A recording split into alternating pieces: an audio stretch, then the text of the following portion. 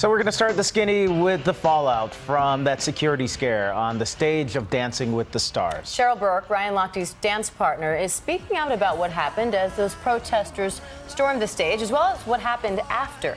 Burke wrote an impassioned first-person article for People magazine online saying that Ryan was on the verge of tears as they abruptly cut to a commercial break. She also said he injured his ankle slightly as one of the protesters were tackled by security. After the show, she says that she comforted Lochte's mother, who was crying, telling her, "Ryan is a great guy and I have his back 100%. Burke closed her article by saying that Dancing with the Stars should never be the source of any hate. It's a hate-free zone. It's about celebrating dance and making people happy. What do you think about having a hate-free zone you can dance in? Isn't that what this is? Not if you check on our social media responses. No, there's a lot of hate based on our dance moves. But there you have it.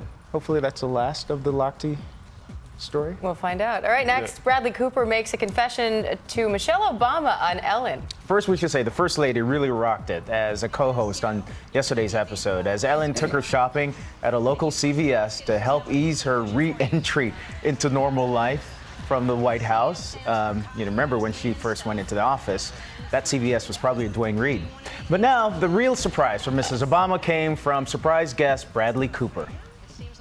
The state dinner, which is technically the White House. That counts. Of course, yeah. I had just done American Sniper, and the tuxedo, I only had one tuxedo, it didn't fit, and then I was so nervous that it would rip, and so I decided the last minute to 86 the underwear. Because if it should rip, it's much better to not have underwear on. For us. It's good for us, right, ladies? Yeah. You might recall those tuxedo pants. Cooper famously described that night as Crazy Town Night. He says they were so tight he found himself greeting people while staying seated since he could barely stand up in them. Can you imagine if he had like a Lenny Kravitz moment?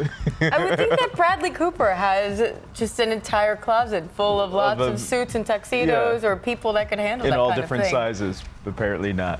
Okay, so next, J.K. Rowling is apparently suffering buyer's remorse as it's costing her $9 million. The Harry Potter author is set to take a $9 million loss on the 156-foot luxury yacht that she bought from Johnny Depp just 8 months ago for $29 million.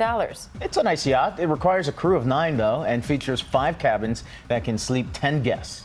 In addition to the bedrooms, the yacht also includes a spacious dining room, an entertaining area, and relaxation rooms. Rowling has now listed the vessel for the cut-rate deal of just $20 million, but she isn't giving a reason for the prompt sale. Don't worry, the $9 million loss will barely put a dent in Rowling's estimated $1 billion net worth. She can handle it.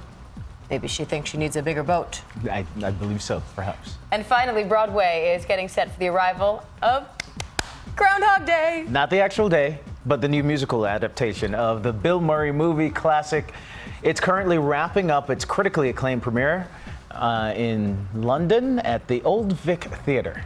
Groundhog Day is lining up for an April opening here in New York at the August Wilson Theater. No casting for the Broadway production has been announced, but Andy Karl, the American stage veteran who's been winning rave reviews in London for his Bill Murray role, could be a shoo-in to lead the New York role. Groundhog Day opens on Broadway April 17th. Who's going to play Needle-Nosed Ned?